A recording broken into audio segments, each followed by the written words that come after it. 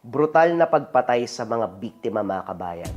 Ito ang pinakakinakatakutan ng sityo kapag nanggambala na ang tinatawag na inkantong aswang o usog-usog. Ang pamamaraan niya ng pambibiktima, mga kabayan, pinupugutan niya ng ulo ang biktima, winawakwak ang tiyan, iniiwang patay. Yan ang kinakatakutan ng lahat ng tao sa sityo. Kaso nga lang ang kalaban niya, dalawang ermitanyo na magkaribal. Ano kaya mangyayari sa kwento? Tunghayan natin, mga kabayan. Mga kabayan, iniimbitahan ko kayong lahat sa ating Facebook Live dito sa official Facebook page ng Ang Ninuno. Mapapansin nyo dyan, mga kabayan, merong verified badge or blue badge. Yan lang ang official Facebook page ng Ang Ninuno, Kwentong Bayan, Pintados at Likha. Yung may blue badge, verified badge. 4 p.m. mag-start ang ating live stream. Magbibigay ako ng 20 to 60% discounts sa lahat ng items sa Likha merchandise. Mga medalyon, necklace, bracelet, coins, and ornaments. Punta kayo, mga kabayan, para may pangregalo kayo sa Pasko. Ang kwentong ito ay hango sa totoong buhay. Mula ito sa isa nating kabayan na itago na lamang natin sa pangalang Onel. Taong 1964. Antique. JD. Ang kwentong ito ay hango sa totoong buhay. Mula ito sa isa nating kabayan na itago na lamang natin sa pangalang Onel. Taong 1964. Bugasong, Antique. Nagsimula ang karanasan nang napadalas ang pagsama ni Onel sa ama. Sa panahong ito, kinakailangang bantayan ang pananim na mais dahil marami ang magdanakaw. Masyado pang binibiro ang may-ari. Sa kalagitnaan ng taniman, mag-iiyaw ng mais. Salitan ang pagbabantay. Sa araw kasi mga aso at iba pang ligaw na hayop ang kalaban. Kapag ganitong oras ang ama na si Tatay Orsing ang magbabantay. Pagsapit naman ng dilim, hanggang sa maghating gabi, si Onel ang papalit. Kapag ang binata ang nakatoka, hindi maiwasang kabahan. Hindi dahil mag-isa sa 10 oras ng gabi, kundi dahil sa uri ng inkanto na kung makapambiktima ay walang tawad. Sa katunayan, nagmula sa mga ninuno ang tungkol sa nilalang na ito. Tinawag sa pangalang usog-usog. Taglay nito ang katawan ng tao, subalit kakaiba ang mga paa at mga kamay. Hindi mo mawari kung saang hayop hiniram. Puno ng balahibo, mahaba ang dila, malaki ang bunganga subalit walang ngipin, mahaba ang bias ng braso at binti, nangahabol at pumapatay ng tao. Ang kaibahan lang nito sa karamihang halimaw, hindi nangangagat o nananakit. Sa oras kasi na mahuli ka nito, diretso lunok. Ulo at atay ang kinakain niya. Madalas sa biktima pugot na ang ulo kapag natatagpuan. Walang senyales kapag nasa paligid. Malalaman na lang kapag biglang lilitaw na ang nilalang. Kung hindi ka tatakbo, siguradong mamamatay ka. Batay naman sa impormasyon ng mga nakakatanda, wala itong kamatayan. Ang tanging magagawa lang ay tumakbo ng tumakbo hanggang sa makuha mo itong takasan, bagay na imposibleng mangyari. Anak, mamayang hating gabi baka balikan kita. Idlip lang ako sandali. Kinakailangan natin magdoble ingat sa mga kawatan. Halos kalahating sako na rin ang natangay nung nakaraan eh. Kapag may napansin kang kaluskos dyan, tiradurin mo kaagad. Wika ni Tatay Orsing bago magpaalam. Nang si Onel na lang ang naiwan, napabuntong hininga.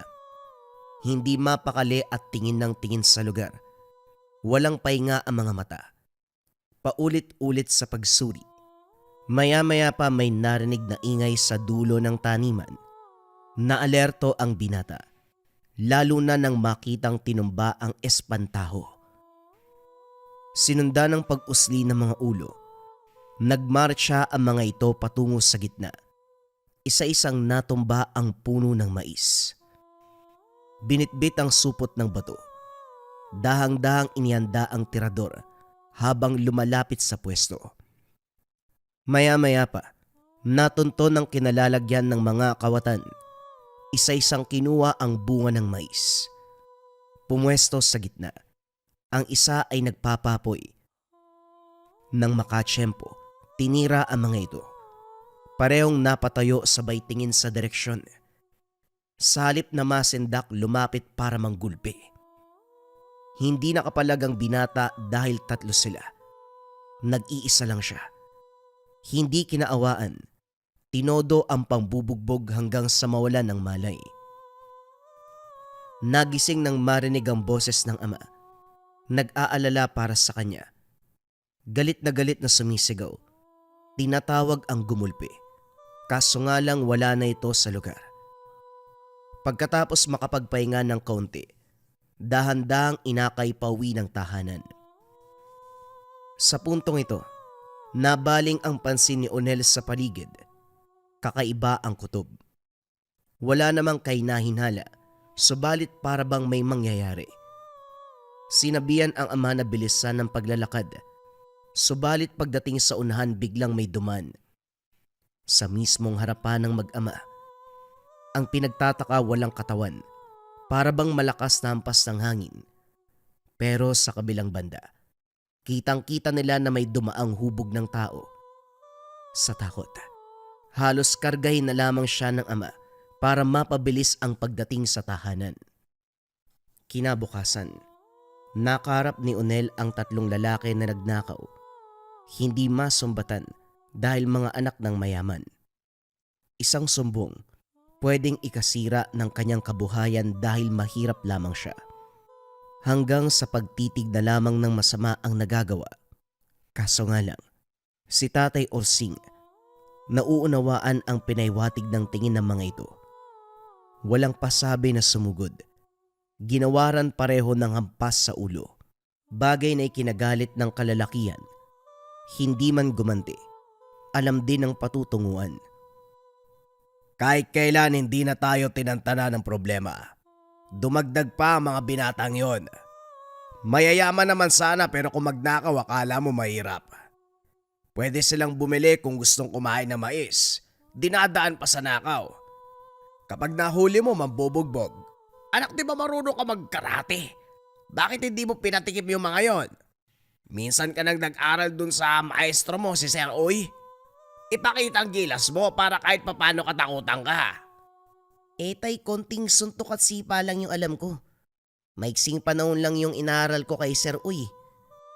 Ginawa ko naman. Nanlaban po ko kaso talo pa rin 3 sila. Pero hindi bali na po. May poproblemahin pa tayo. Sigurado magsusumbong ang mga yon. Ano na sa palagay niyo mangyayari sa atin? Kilala niyo mga magulang nila. Subukan lang nilang galawin ang taniman natin. Makikita talaga nila ang hinahanap nila. Tahimik lang ako, Onel. Pero alam mong hindi ako papayag na may mangyari sa pagmamay-ari ko. Subukan nila. Makikilala nilang lahat kung sino ko. Napangiti na lamang si Onel sa sinabi ng ama. Napabuntong hininga, buhat ng pag-aalala. Naglalaro sa isipan ang mangyayari sa sandaling makapagsumbong ang kalalakihan.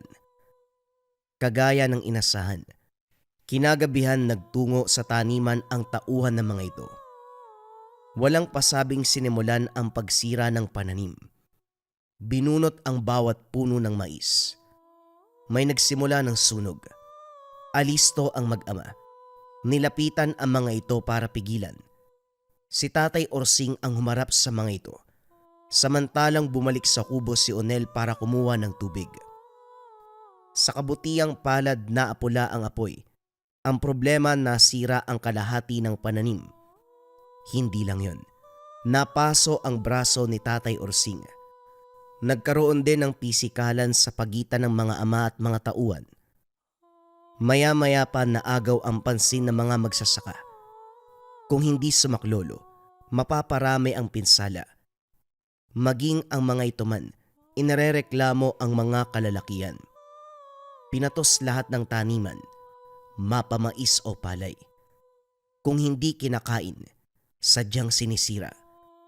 Gayunpaman, nanatiling tahimik sa takot na mawalan ng kabuhayan. Nang sila na lang ang naiwan, dinamayan ni Onel ang malungkot na ama.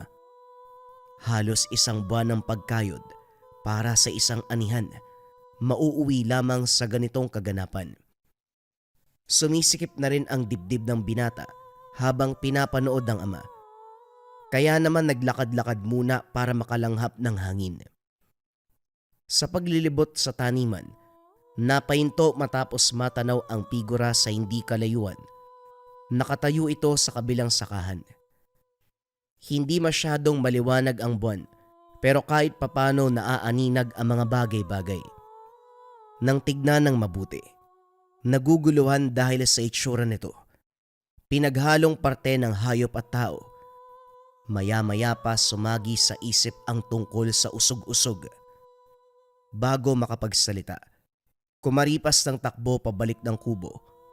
Walang sali-salita na pinatakbo ang ama. Nagtataka ito, pero kumaripas pa rin. Saka lang nalaman sa kalagitnaan ng takbuhan. Binilisan ng hakbang. Nagpang-abot ang kaba at takot. Hindi na alintana kung naiwan ng tsinelas. Nagkahilahan na rin matapos madapa. Ilang ulit nagpalit ng direksyon dahil bumubungad ang halimaw. Sa kabutiang palad nakarating sa bahay bago maabutan, tagaktak ang pawis ng mag-ama. Halos kapusin ng hininga. Sinilip ni Onel ang labas. Bago tuluyang maglaho ang nilalang, nabigyan ng pagkakataon na masilayan. Hindi makapaniwala na sa puntong ito, makikita ng aktwal na anyo ang usog-usog. Lumakad patungo sa kadiliman at saka naglaho. Hindi ko man buong nakita ang itsura, pero sigurado kung usog-usog yon. Ito na ang 2 pagkakataon na nakaengkwentro ko yan. Unang karanasan ko nung kabataan pa eh. Muntik na kami ni tatay. Ngayon naman kamuntikan din tayo. Totoo nga talaga ang halimaw na yan. Hindi ka naman nasaktan, ano anak? Umiling si Onel. Napahugot ng hininga ang binata. Siya man, hindi inasahan na sa gabing ito makakatagpo ang nilalang. Hindi muna dumalaw sa taniman si Onel. Nagpapagaling ang binata mula sa pinsala ng pambubugbog. Idagdag pa ang nangyari kagabi. Habang pinupunasan ng sambong ang pasa, napansin ang kakaibang marka sa balat. Bilog na kulay pula. Kipit balikat itong ginamot. Takip silim ng makawi ang ama. Pagod na pagod ito. Dumiretso sa paghiga. Inasikaso na rin ni Onel ang pagbabalat ng dala nitong mga mais. Maya-maya pa mapapansin ang ungol ng ama. Yung bang mahabang paghiyaw, subalit mahina lang ang paglabas ng boses. Binaliwala sa pag-aakalang simpleng panaginip, pero nang tumagal nakakakilabot na. Dali-daling ginising, sa kabutiang palad ay nagmulat naman. Nabahagi ng ama ang tungkol dito. Aniya parang may sumasakal, parang may nakadagan. Matinding bigat ang diniin sa dibdib, dahilan para kapusan ng hininga. Nagmumukhang panaginip dahil gising pa ang kamalayan. May nakikitang itim na figura. Pinaghalong kabayo at tao ang katawan. Hindi na dapat pang hulaan dahil alam ng ama kung ano ito. Nang magpupunas ng likod ang ama, natigilan ng makita ang pasa. Katulad ito ng sa kanya. Sa puntong ito iba ang kutob ng binata. Gayunpaman, sinubukan pa ring baliwalain ng sagayoy mabawasan ang iniisip. Sa paglipas ng mga araw, balik sa gawain ang binata. Doble kayod dahil may sakit ang ama. Hindi mapakali dahil iniinda nito ang pasa. Walang araw na hindi ito nagreklamo.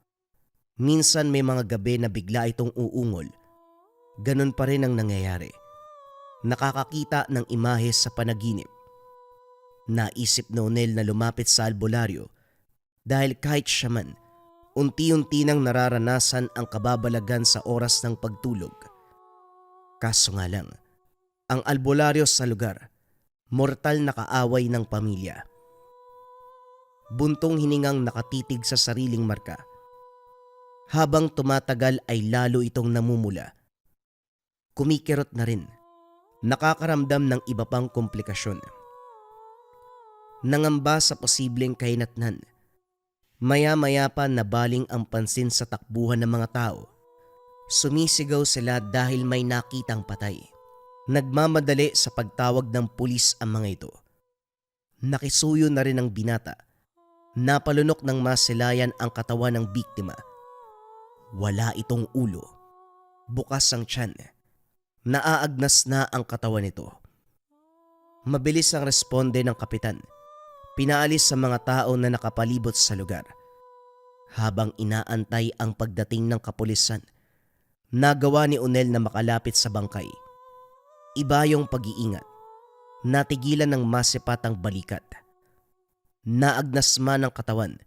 Klarong-klaro ang namumulang pasa nito. Katulad na katulad kung anong meron sa kanya. Nanlamig habang lumalayo. Ngayon pa lang, naglalaro na sa isipan ang kahihinatnan nila ni Tatay Orsing. Paulit-ulit pang nagdasal na sana ay hindi mangyari. Pagbalik ng tahanan na abutan ang ama na ng hihina, umiinom ng mga dahon at iba pang gamot. Sa puntong ito naglakas ng loob ang binata na magsalita. Tay, lumapit na kaya tayo sa albularyo? Hindi po ba yung kanto ang usog-usog? Baka may magawa sila para tulungan tayo. Sandali nga. Iniisip mo ba na usog-usog ang dahilan kung bakit ako nagkaganito? Anak, masama lang ang pakiramdam ko. Hindi naman ako binabangungot. Masama lang talaga ang pakiramdam. Yun lang, wala nang iba.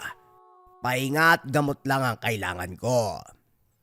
Naisip ko lang po kasi. Nagkaganito tayo magmula nung gabi na hinabol tayo ng usog-usog. Wala namang masama kung magpapatingin tayo sa albularyo eh. Mas mabuting makasigurado kaysa magsisi sa ulit ay.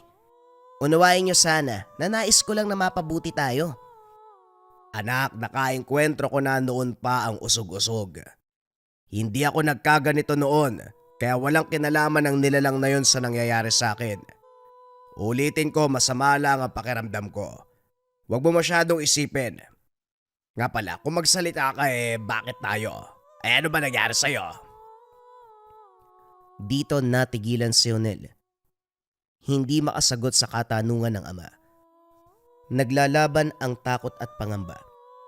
Iginiit na lamang na nag-aalala sa kalagayan nito. Napabuntong hininga ang binata.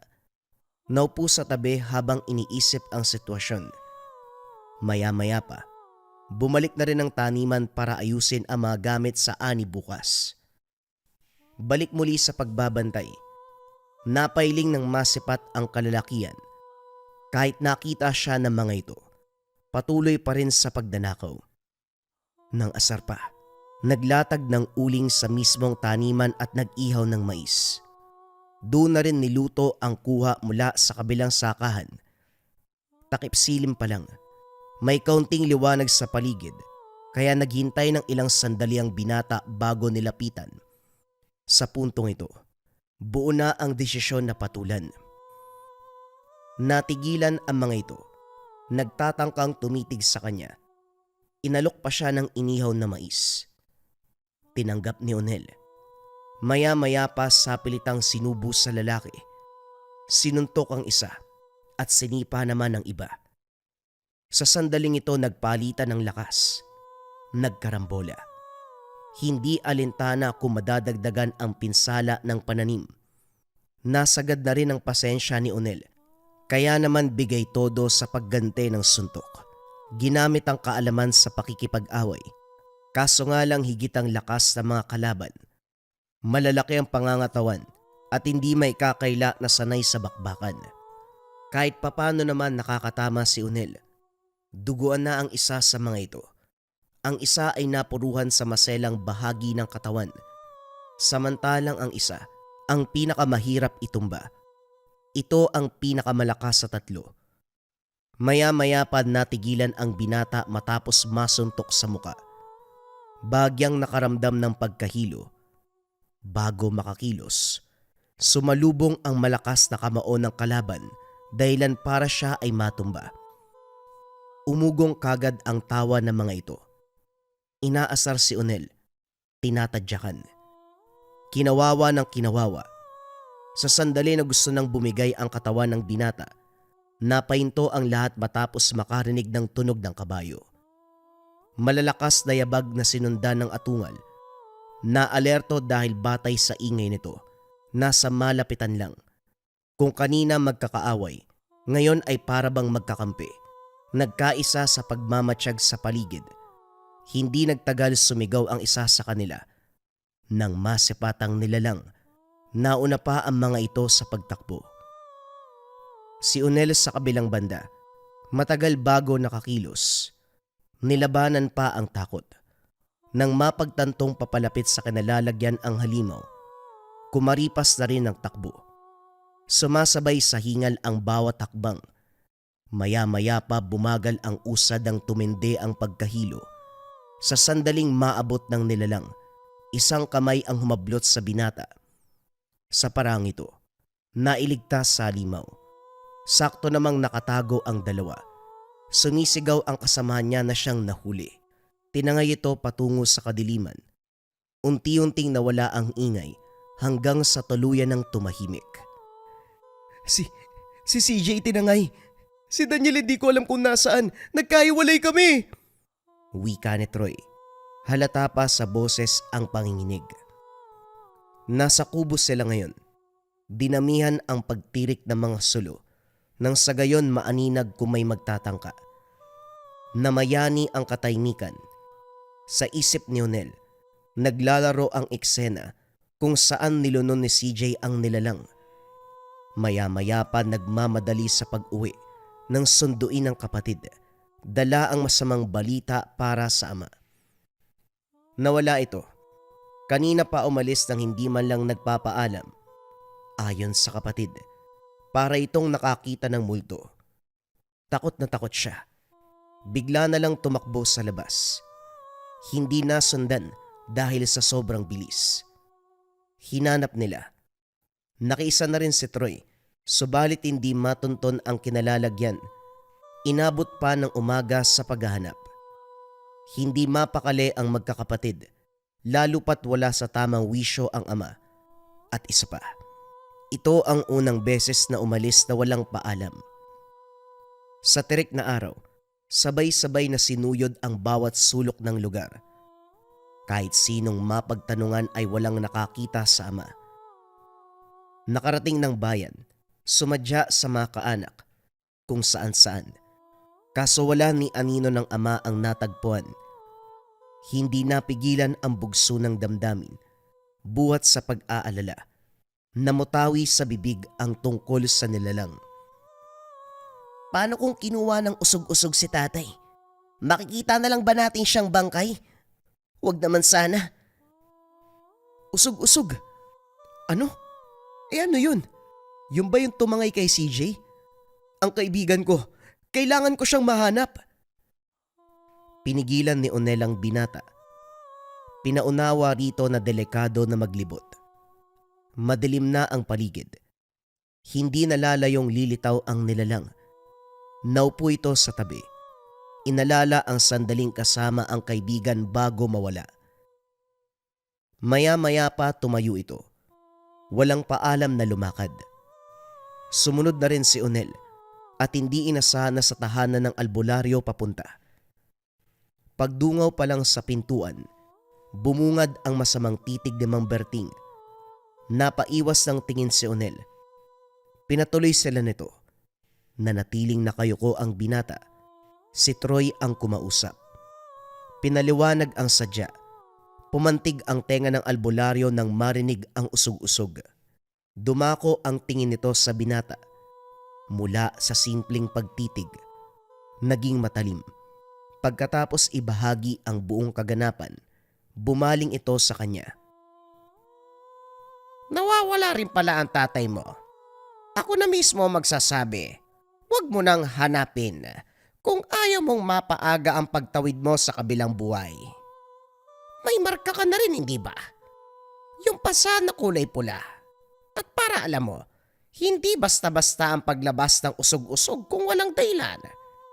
Kapag nagugutom ito, pwede namang iba ang kainin, hindi tao. Pero sa pagkakataong ito, tao ang binibiktima. Mabuti na lang, kinuha na si Ursing. Teka sandali, bakit parang sinisisi niyo si tatay sa paglitaw ng nilalang na yan? Biktima nga rin siya. Malamang yan ang sasabihin mo dahil wala kang alam. Nakaengkwentro ng ama mo nung kabataan ang nilalang na yan. At siya mismo ang dahilan kung bakit nakalabas sa lungga ang pesteng halimaw at nagasik ng lagim dito sa lupa. Ang ama mo at lolo mong si Mang Oporyo, silang dalawa ang dapat sisihin dito. Tignan mo, tayo ngayon ang napeperwisyo. Kung hihingi kayo ng tulong para mahanap ang matandang yon, wala kayong maaasahan sa akin. Karma niya yon. Kunot noong tumitig si Onel. Humarap dito at diretsyang nag-usisa. Hindi naman pinagkaita ng katotohanan. Tapat ang pag-amin ng albularyo sa nalalaman. Noong kabataan habang nagtatanim ng palay ang ama ni Tatay Ursing, bata pa lamang ito ng mga sandaling iyon. Nasa kabilang sakahan naman si Mang Berting. Matyagang nag-aantay kung kailan matatapos ang ama sa pagtatanim. Ang daan na tatahakin pa uwi ay nasa kalagitnaan ng gubat. May nagsasangang daan sa masukal na bahagi ang bubungad. Hila-hila ng ama ni Tatay Ursing ang kalabaw. Maya-maya pa napigtas ang tali at doon ito nagtungo. Sa bahaging iyon pinagbabawal ang ingay upang hindi mabulabog ang mga nilalang. Subalit sa mga oras na ito, nakaligtaan ng mag-ama ang bagay na yun. Panay sigaw kakatawag ng kalabaw.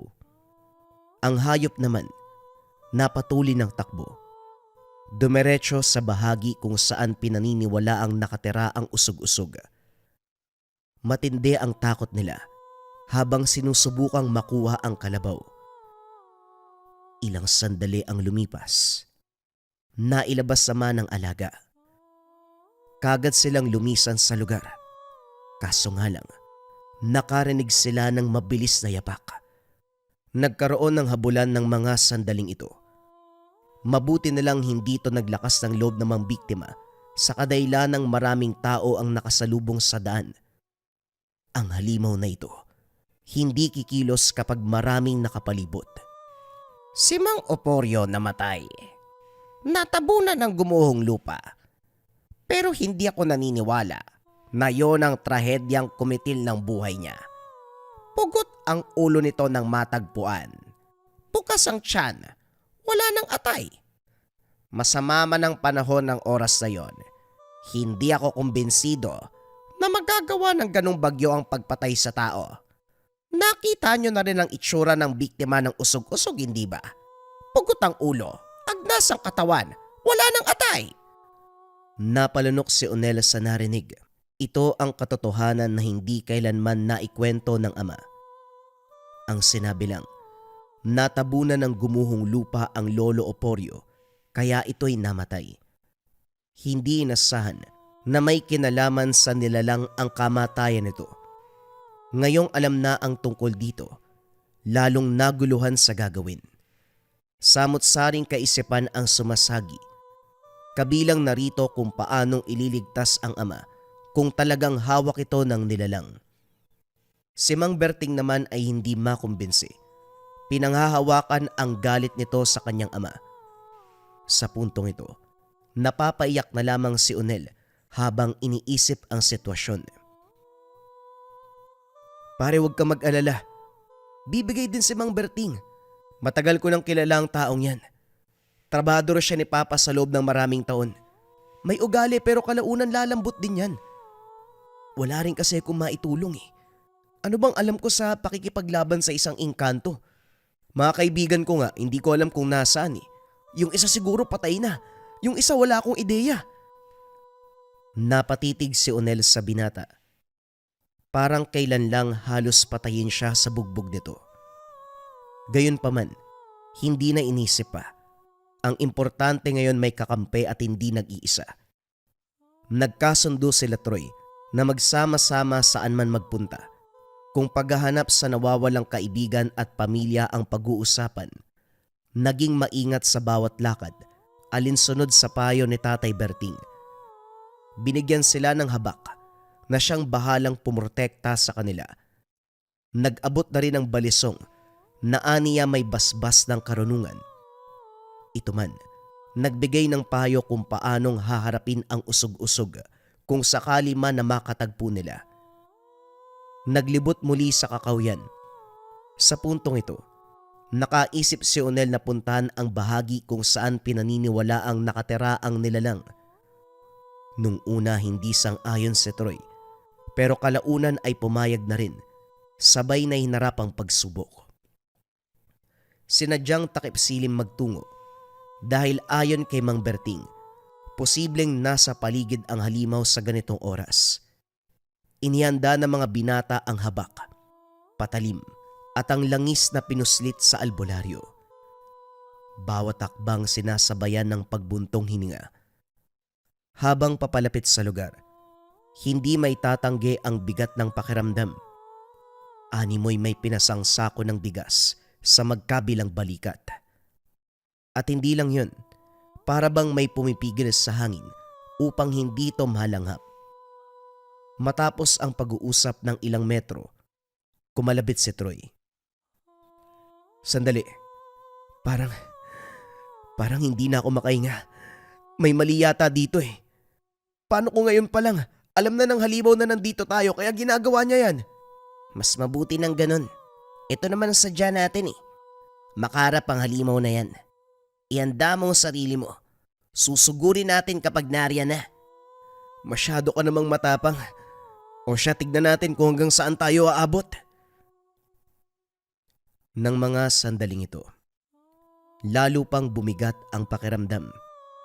Kinakapos ng hininga na parabang wala ng hangin sa puntong iyon. Maya-maya pa maririnig ang nakakakilabot na ingay. Animoy sabay sa pag-atungal ang mabangis na hayop sa lugar. Hindi naglaon. Kapansin-pansin ang presensya ng usog-usog. Sigurado ang mga binata dahil tumugma sa paglalarawan ni Mang Berting ang pinaparamdam nito. Naganap ng pwesto ang dalawa. Matyagang nag-antay sa paglitaw ng nilalang. Makaraan ng ilang sandali, umalingasaw ang napakabahong amoy, yung tipong bulok na laman at dugo. Hindi nagtagal tumayo ang mga binata para lumipat, subalit sa puntong lumakad, naapakan ng bagay. Parehong napatalon sa gulat. Nang mapagtanto kung ano ito, walang iba kung hindi bangkay. Kagad nakilala sa suot na damit. Si CJ. Panlalamig ang naramdaman ni Onel at Troy habang nakatitig sa pugot na katawan. Nilalangaw na ito. Nagsimula na ang pagkaagnas ng bangkay. Bago makakilos, napalingon ng may umangil. Sa puntong ito tanaw sa kalayuan ang figura ng usog-usog. Kung hindi papansinin, animoy ligaw na hayop lang. Pero kung tititigang mabuti, mararamdaman mong unti-unti kang nilalamon. Otomatikong sumugod ang dalawa palapit dito. Kumilos na rin ang nilalang. Pinaunlakan ang katapangan ng mga binata. Kumaripas ng takbo palapit. Kaso nga lang, habang lumalapit ay lalong nakakatakot ang itsura nito. Wala sa sariling bumalik ang mga binata. Kumaripas ng takbo papalayo. Parehong binalot ng takot ang katauhan. Ang tanging nasa isip lang ay makaligtas. Ito nga ang nangyari. Sa kabutiang palad nakaalis sa lugar bago mapuruhan ng nilalang. Nang makalayo, narinig pa nila ang atungal nito na parabang pinagtatawanan sila. Yan ang napala niyong dalawa. Sabing delikadong nilalang ang usog-usog. Talagang sumugod pa kayo. O anong napala niyo? Bahala na. Basta alam ng halimaw na merong nag-aamon sa kanya. Sigurado kung matatakot yun. Ngayon pa, Ngayon pa na merong nagnanais na pumuksa sa kanya. Ang taas ng tingin sa sarili. Bakit? Anong nagawa ng kagaya mong mangmang sa ganitong bagay? Huwag kang magmarunong, Onel. Ang mga kakilala kong albularyo na matataas ang kaalaman, hindi sinusubukang labanan ang nilalang na yon. Ikaw pa kaya na, di katiting, walang alam na karunungan. Yun na nga po ang problema, Manong. Kayo may karunungan, hindi man lang naisip na pagplanuhan ng pagpuksa ng nilalang. O, delikado. Wala namang halimaw na hindi delikado, tama? Lahat sila nakakatakot, nakakakilabot, banta sa buhay ng bawat tao. Hindi ba?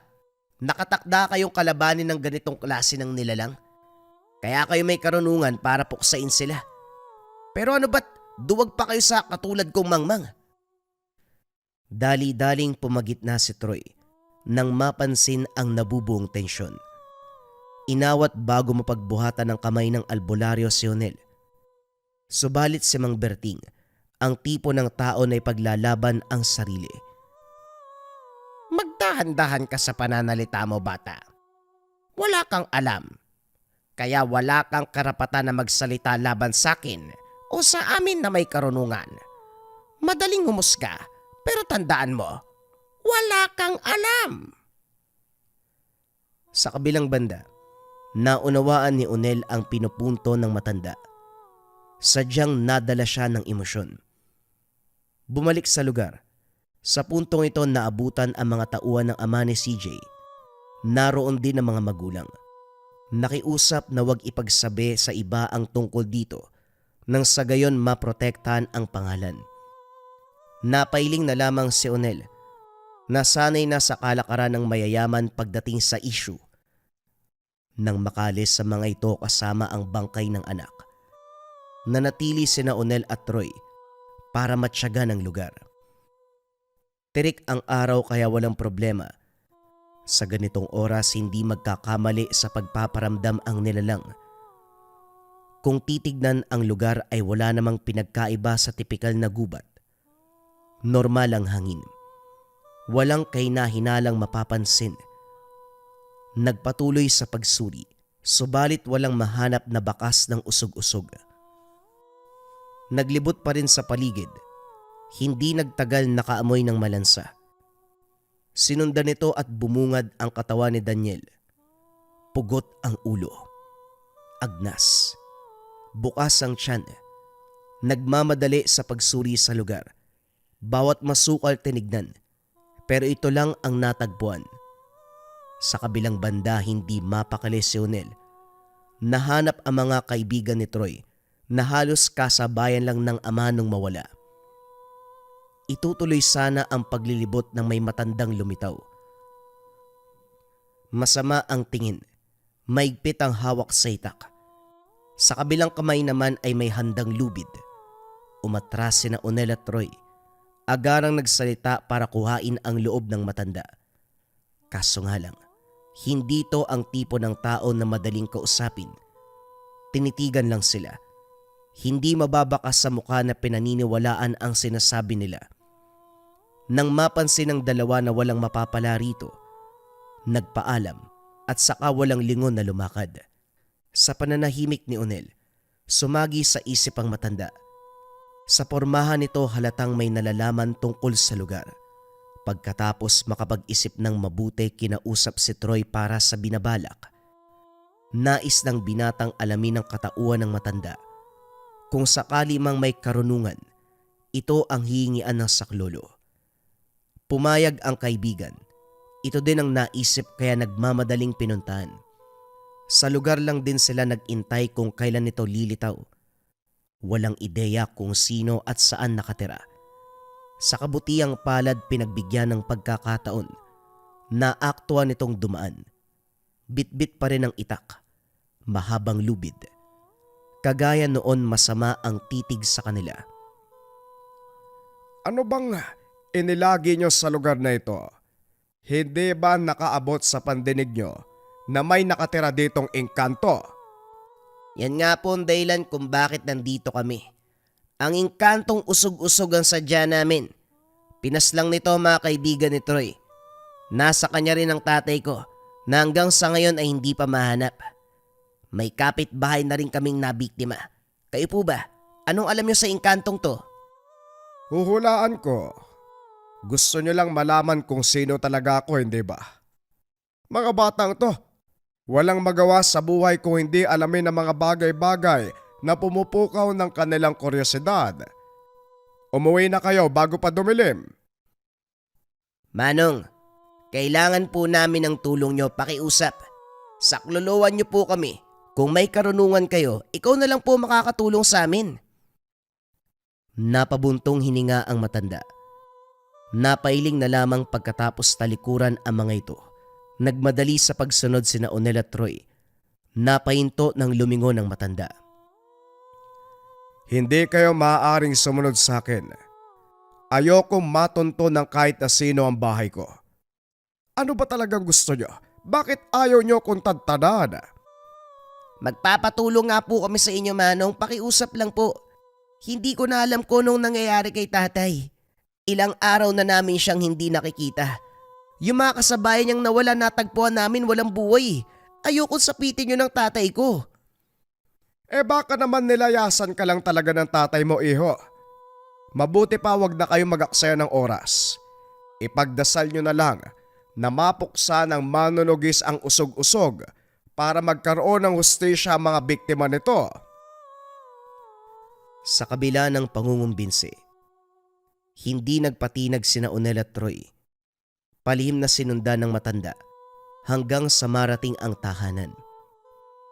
Mula roon, tanaw itong naghahanda ng mga dahon.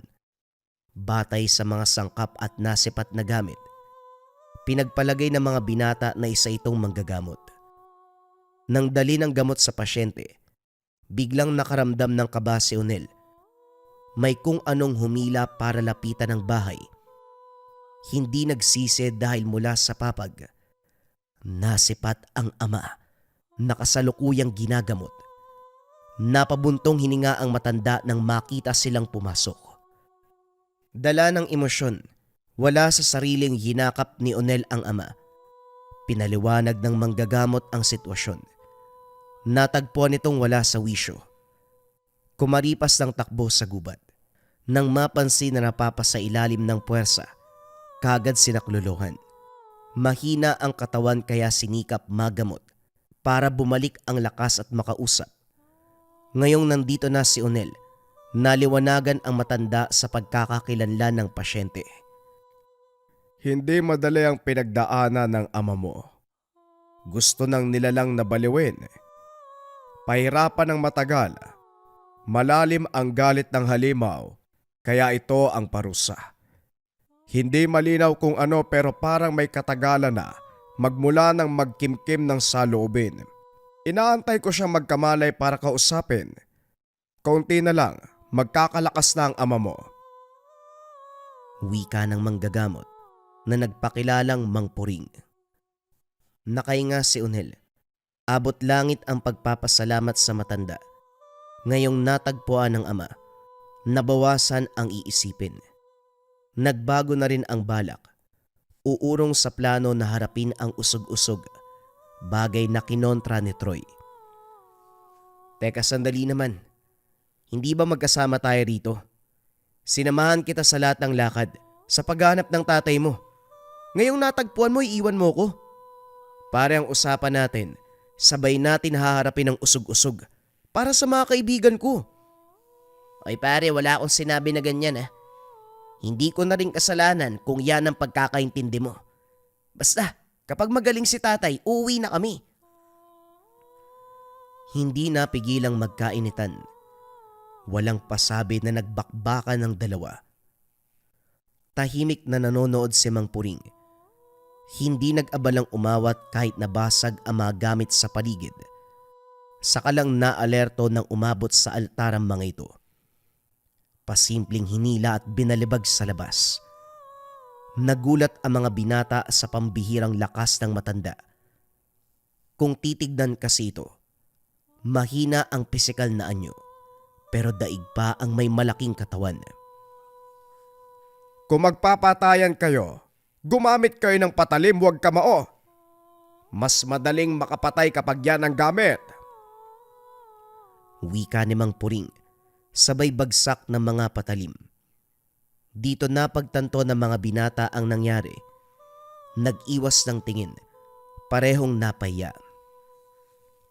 Sa tahanan ng matanda nagpalipas ng gabi. Walang imik sa pagitan ni Onel at Troy. Parehong masama ang loob sa isa't isa. Subalit pagkakataon na mismo ang gumawa ng paraan para sila ay magkaisa muli. Makaraan ang ilang sandali ay nakaramdam ng kakaiba sa paligid. Alistong kumuha ng panlaban, nararamdaman ang pag-aligid ng halimaw. Naguguluhan kung nakapasok ng tahanan ang usog-usog. Nasa loob sila, pero pakiramdam ay nasa malapitan ng nilalang. Maya-maya ay nakarinig ng pag-angil. Sinundan ng mabigat na yabag. Kumalampag ang pintuan. Naganda ang dalawa para ambahan, pero natigilan ng bumungad si Mang Puring. Nagtataka din ito kung bakit tangka siyang tatagain. Aba, papatay niyo ba ako? Matulog na nga kayo, 10 oras na gising pa. Kaya para kayo mga baliw bigla na lang kayong mananaga.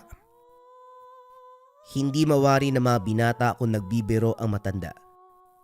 Dumiretso ito sa pagpasok ng silid. Naiwan sila Troy na naguguluhan pa rin. Para sa mga binata, dumalaw ang usog-usog sa mismong tahanan. Ay nako, baka nagkamali tayo.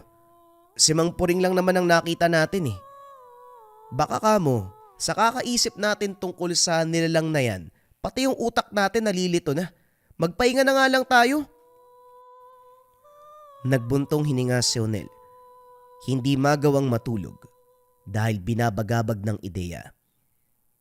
Maya-maya pa nasagot ang katanungan nang marinig muli ang kalampag sa labas. Mula sa hindi kalayuan, natanaw si Mang Puring. Lalong nagtaka dahil hindi naman bumalik ng daan. Pero ito, nasisipat sa labas. May bitbit na itak at lubid. Mabilis ang hakbang na dumiretso sa kadiliman. Sa tulak ng kuryosidad, nagmamadaling sumunod. Nagtungo ang matanda sa lugar ng usog-usog. Naglatag ng bitag at nag-abang sa hindi kalayuan. Maya-maya pa lumitaw. Maririnig ang atungal ng halimaw. Naglabas ng mangkok ang matanda. Sinugatan ng palad at pinatulo ang dugo. Humugot ng sisiw mula sa bayong. Walang pasabing ginilitan ng leeg. Binuhusan ng langis.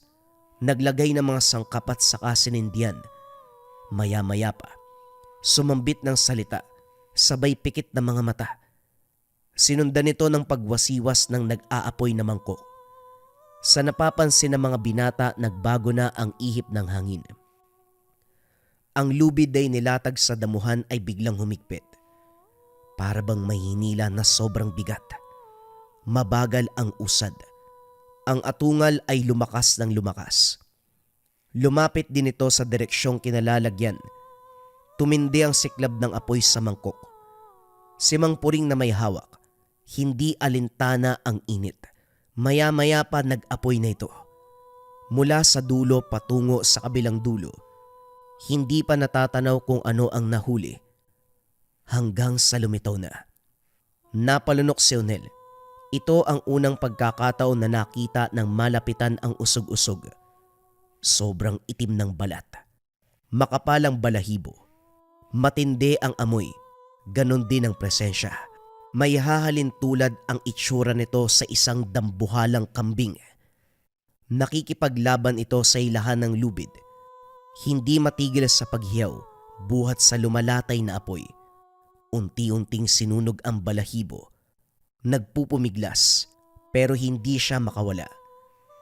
Nagtaka din ang binata dahil walang sino na humila ng lubid. Animoy may sariling buhay at kusang ginagawa ang trabaho. Humigpit ang kapit sa nilalang, sa mga paa, sa mga kamay. Nang nasa harapan na ito ni Mang Puring, sakalang dumilat ang matanda. Hindi na rin mawari ni Onel ang nangyayari dahil maya-maya pa lumitaw si Mang Berting. may hawak na ulo at atay ng baboy, sumasambit ng salita habang lumalapit. Sa puntong ito, dalawa sila na sabay na nagriritual. Tahimik at puno ng kuryosidad na nanonood si Unel sa tabi. Gumuhit ng kung ano sa lupa gamit ang patalim. Inilatag sa gitna ang ulo at atay ng baboy. Binuhusan ng langis at sinindihan. Pagkatapos ay sabay silang sumambit ng mga salita habang hawak ang kandila. Sinasabayan ito ng kumpas at biglang hataw ng patalim sa kahanginan. Maya-maya pa hindi na magkamayaw ang nilalang. Makikitaan ng takot ang muka. Naubos ang makapal na balahibo. Nagdugo ang mga kamay at paa sa walang tigil na pagpupumiglas. Hindi naglaon umatungal at naglabas ng kapangyarihan. Napigtas ang lubid sa paa. Nagsimulang sumugod sa matatanda. Sa kabila nito hindi nasindak si Mang Puring at Mang Berting. Nilapitan ang inilahad na ulo at atay ng baboy. Sa pagsambit ng orasyon, sinabayan ng saksak. Napatras ang nilalang. Ang lubid naman ay bumalik sa pagkapit. Biyag muli ang halimaw at sa puntong ito ay wala ng takas. Sinimulan ni Mang Puring ang atake. Kumuha ng lubid mula sa bayong. Binasbasan, sinindihan at walang tigil na hinataw ang nilalang. Sa bawat latay nagiiwan ng sugat. Lalo pang napayaw ang halimaw. Hindi lang yun. Makaraan ng ilang sandali ay dahan-dahan ng napaluhod. Habol ang hininga. Si Mang Berting sa kabilang banda, binuka ang bibig ng nilalang. Isa-isang pinasok ang ulo at atay ng baboy. Nang laki ang mga mata ng halimaw ng sindihan ng bibig. Dito natanggap ang kapalaran. Sakto lang na nakalayo ang matatanda. Sumabog ang katawan nito. Nang ibalik ni Unel ang tingin, walang naabutan kung hindi ang umaapoy na usok. Unti-unti ring nawala matapos tangayin ng hangin. Nang dumako ang pansin sa matatanda, patuloy pa rin sa pagriritual. Pero sa puntong ito, buhay na manok ang inilibing sa mismong kinakatayuan ng usog-usog kanina. Tinapos sa pamamagitan ng pagtarak ng patalim na nagsisilbing palatandaan na doon nakabaon ang alay para sa nilalang. Tahimik na umuwi si Unel. Hindi pinaalam sa mga ito na nasaksihan ang buong kaganapan. Sumakto ang pagkakataon na numbalik na ang lakas ng ama. Matapos makapagpaalam at makapagpasalamat ay nilisan na ang lugar. Ilang araw na magmula nang mapanood ang labanan sa pagitan ni Mang Puring, Mang Berting at ng usog-usog. Napuksaman ang nilalang. Hindi pa rin mapalagay lalo na sa katauhan ni Mang Puring at koneksyon nito kay Mang Berting. Bago tumalikod sa mga oras na yun, napansin ang pakikitungo sa isa't isa. Para bang mortal na kaaway. Walang paalam, kanya-kanya sa pag-alis. Nang balikan ng tahanan hindi na mahagilap si Mang Puring, naunawaan ng binata kung lumipat ito. Mahahalata na ayaw malaman ng mga tao ang tinitirhan. Subalit kung si Mang Berting ang pag-uusapan, walang ideya kung bakit bigla itong naglaho. Maging si Troy, napapatanong kung nasaan ito. Sa nangyari ay napabuntong hininga na lamang si Unel. Sa pagkakatanda, nagbabantay lang sana ng pananim laban sa mga kawatan. Biglang umiksena ang presensya ng usog-usog. Sa pagkakalam ibang tao ang biktima. Sa kalagitnaan, namalayan na maging ang ama, nadamay na. Masalimuot man ang karanasan, nawala man lahat ng tao na merong koneksyon sa kababalagan. Malaki ang pasasalamat ni Unel na nailigtas ang kanyang ama sa isang engkanto na kinakatakutan ng lahat, sa isang engkanto na pumapatay ng tao sa karumal-dumal na pamamaraan, engkanto ng kamatayan o mas kilala sa katawagan na usog-usog. 3 patotoo sa Marahuyo Bracelet Depensa Espiritual Rebuelta o baliksumpa. Unang kabayan, pagkasuot ng Marahuyo bracelet, kinabukasan. Naospital yung mangkukulam na gumagambala sa kanila. Ikalawang kabayan, problema sa pagtulog ng maraming taon, ginagambala sa gabi. Magmula nang masuot ang Marahuyo bracelet, nagkaroon ng payapang pagtulog at hindi na nananaginip ng kung ano-anong elemento, maging ng mga itim na anino. Ikatlong kabayan, ang kaibigan na mangkukulam. Ilang buwan ng pagdurusa sa sakit na hindi gumagaling. Magmula nang masuot ang Marahuyo bracelet ay nagbago ang lahat. Nasanggi ng kaibigan niya ang Marahuyo at bagyang napaso ito. Magmula ng araw na yon naging mailap na ang kaibigan niya, kasabay ng paggaling niya sa karamdaman ay siya namang pagkakasakit ng kaibigan niya. Hanggang sa umabot sa punto, umalis na ito sa dorm kung saan sila nakatira. Ang huling sinabi nito, "Pasensya na, dahil lang sa inggit." Ang Marahuyo bracelet ay depensa espiritual kontra kulam, barang, tigalpo, palipadhangin, usog o kahit anong masamang uri ng sumpa. Pero bakit ba ganon ang nangyari sa mga istoryang nabanggit? Dahil narito rin ang rebuelta, sumbalik o baliksumpa. Kung ano man ang sumpa na ibinigay sa inyo, ibinabalik sa taong nagbigay. Kung interesado ka kabayan, paki-visit lang ang shop ng Likha Merchandise. I-search nyo lang, Likha Marahuyo Bracelet. Piliin nyo ang pinakamaraming sold at pinakamataas na ratings. Mag-ingat sa mga scammers.